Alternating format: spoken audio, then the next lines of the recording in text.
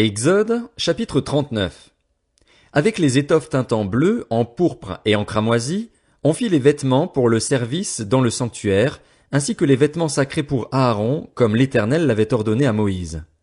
On fit l'éphod en or, en fil bleu, pourpre et cramoisi et en fin lin retors. On martela des lames d'or et on les coupa en fils, que l'on entrelaça dans les étoffes teintes en bleu, en pourpre et en cramoisi et dans le fin lin, selon l'art du brodeur. On y fit des bretelles qui le reliaient, et c'est ainsi qu'il était assemblé par ses deux extrémités. L'écharpe était du même matériau que l'éphod et fixée sur lui.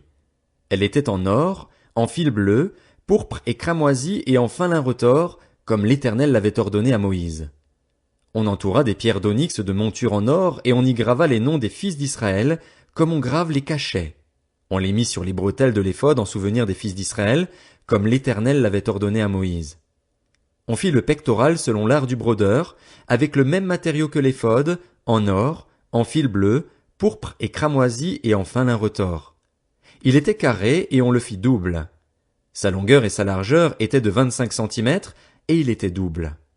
On le garnit de 4 rangées de pierres, première rangée, une sardoine, une topaze, une émeraude, deuxième rangée, une escarboucle, un saphir, un diamant, troisième rangée, une opale, une agate, une améthyste, quatrième rangée, une chrysolite, un onyx, un jaspe. Ces pierres étaient enchâssées dans leur monture en or. Il y en avait 12, d'après les noms des fils d'Israël. Elles étaient gravées comme des cachets, chacune avec le nom de l'une des 12 tribus. On fit sur le pectoral des chaînettes en or pur, tressées en forme de cordon. On fit 2 montures en or et 2 anneaux en or, et on mit les 2 anneaux aux 2 extrémités du pectoral. On passa les 2 cordons d'or sur les 2 anneaux placés aux 2 extrémités du pectoral. On fixa par devant les bouts des 2 cordons aux 2 montures placées sur les bretelles de l'éphod. On fit encore 2 anneaux en or, que l'on mit aux 2 extrémités du pectoral, sur le bord intérieur appliqué contre l'éphod. On fit 2 autres anneaux en or, que l'on mit au bas des 2 bretelles de l'éphod, sur le devant, près de la jointure, au-dessus de l'écharpe de l'éphod. On attacha le pectoral par ses anneaux aux anneaux de l'éphod avec un cordon bleu, afin que le pectoral soit au-dessus de l'écharpe de l'éphod et qu'il ne puisse pas se séparer de l'éphod, comme l'Éternel l'avait ordonné à Moïse. On fit la robe de l'éphod entièrement tissée d'étoffe bleue. Au milieu de la robe, il y avait une ouverture comme l'encolure d'un habit en cuir, et cette ouverture était ourlée tout autour afin que la robe ne se déchire pas. On mit sur la bordure de la robe des grenades de couleur bleue, pourpre et cramoisi, en fil retors. On fit des clochettes en or pur et on les mit entre les grenades sur tout le tour de la bordure de la robe, on les intercala entre les grenades. Une clochette et une grenade, une clochette et une grenade, sur tout le tour de la bordure de la robe destinée au service, comme l'Éternel l'avait ordonné à Moïse. On fit les tuniques tissées en fin lin pour Aaron et pour ses fils. On fit aussi la tiare en fin lin et les coiffes en fin lin pour marquer l'honneur de leur rang, les caleçons en fin lin retors, la ceinture en fin lin retors brodée et de couleur bleue, pourpre et cramoisi, comme l'Éternel l'avait ordonné à Moïse. On fit la lame, le diadème sacré, en or pur, et l'on y écrivit, comme on grave un cachet, sainteté à l'Éternel.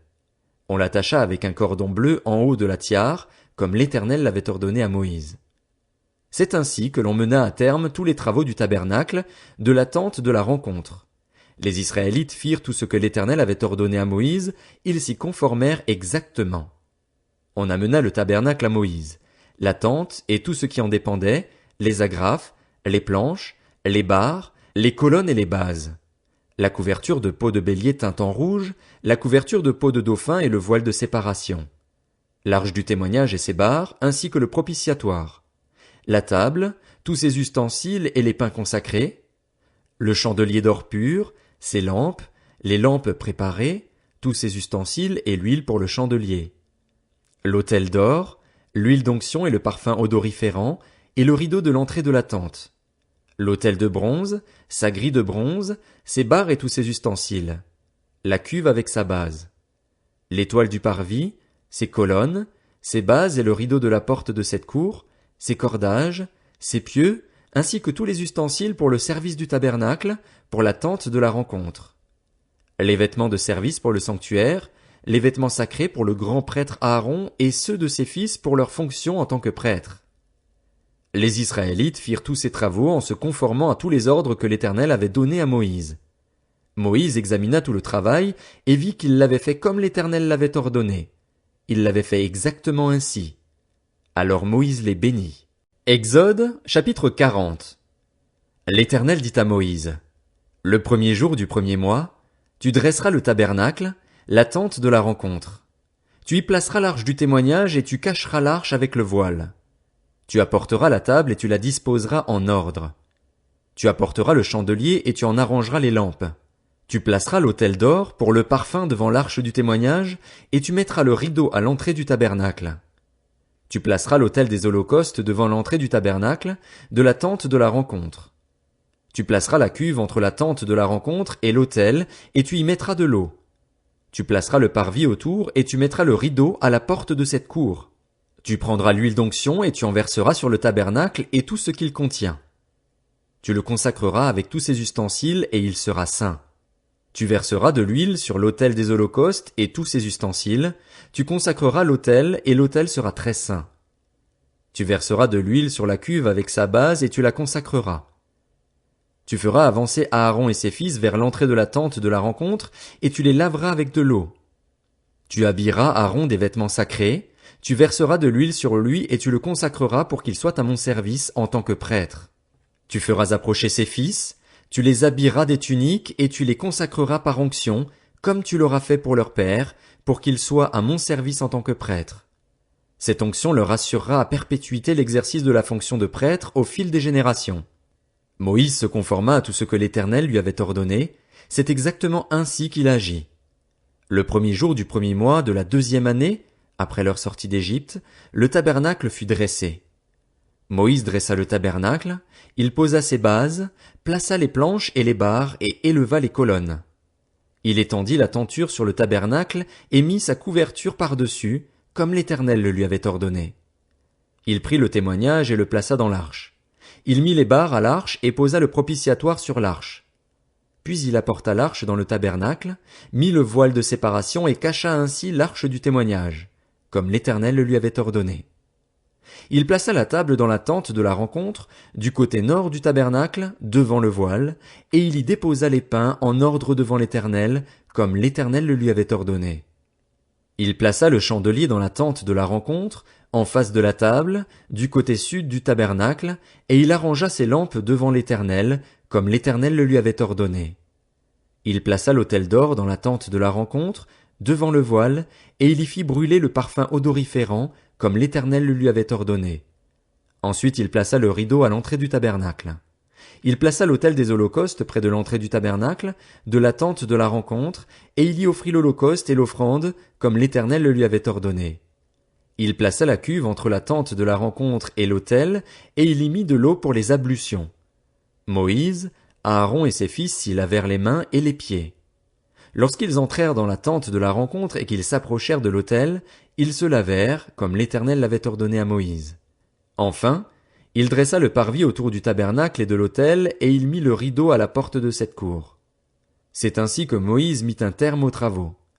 Alors la nuée couvrit la tente de la rencontre et la gloire de l'Éternel remplit le tabernacle. Moïse ne pouvait pas entrer dans la tente de la rencontre parce que la nuée restait dessus et que la gloire de l'Éternel remplissait le tabernacle. À chacune de leurs étapes, les Israélites partaient quand la nuée s'élevait au-dessus du tabernacle. Et si la nuée ne s'élevait pas, ils ne partaient pas jusqu'à ce qu'elle s'élève. De jour, la nuée de l'Éternel était sur le tabernacle. De nuit, il y avait un feu à l'intérieur de la nuée. Elle était visible de toute la communauté d'Israël à chacune de leurs étapes. Lévitique, chapitre 1. L'Éternel appela Moïse. De la tente de la rencontre, il lui dit: Transmets ces instructions aux Israélites. Lorsque quelqu'un parmi vous fera une offrande à l'Éternel, il offrira du bétail, du gros ou du petit bétail. Si son offrande est un holocauste de gros bétail, il offrira un mâle sans défaut. Il l'offrira à l'entrée de la tente de la rencontre, devant l'Éternel, pour obtenir sa faveur. Il posera sa main sur la tête de l'holocauste, qui sera accepté de l'Éternel pour lui servir d'expiation. Il égorgera le veau devant l'Éternel et les prêtres, les descendants d'Aaron, offriront le sang et le verseront sur tout le pourtour de l'autel qui est à l'entrée de la tente de la rencontre. Il enlèvera la peau de l'holocauste et le coupera en morceaux. Les descendants du prêtre Aaron mettront du feu sur l'autel et arrangeront du bois sur le feu. Les prêtres, les descendants d'Aaron, poseront les morceaux, la tête et la graisse sur le bois en feu placé sur l'autel. Il lavera les entrailles et les pattes avec de l'eau. Le prêtre brûlera toute l'offrande sur l'autel. C'est un holocauste, un sacrifice brûlé au feu dont l'odeur est agréable à l'Éternel. Si son offrande est un holocauste de petit bétail, d'agneau ou de chevreau, il offrira un mâle sans défaut. Il l'égorgera du côté nord de l'autel, devant l'Éternel. Les prêtres, les descendants d'Aaron, en verseront le sang sur tout le pourtour de l'autel. Il le coupera en morceaux et le prêtre les posera, avec la tête et la graisse, sur le bois mis au feu sur l'autel. Il lavera les entrailles et les pattes avec de l'eau, et le prêtre sacrifiera le tout, il brûlera l'offrande sur l'autel. C'est un holocauste, un sacrifice brûlé au feu dont l'odeur est agréable à l'Éternel.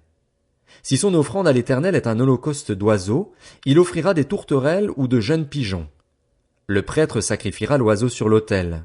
Il lui ouvrira la tête avec l'ongle, la brûlera sur l'autel et versera le sang contre un côté de l'autel. Il enlèvera le jabot avec ses plumes et le jettera près de l'autel, vers l'est, à l'endroit où l'on met les cendres. Il le déchirera par les ailes, sans les détacher. Le prêtre brûlera l'oiseau sur l'autel, sur le bois mis au feu. C'est un holocauste, un sacrifice brûlé au feu dont l'odeur est agréable à l'Éternel.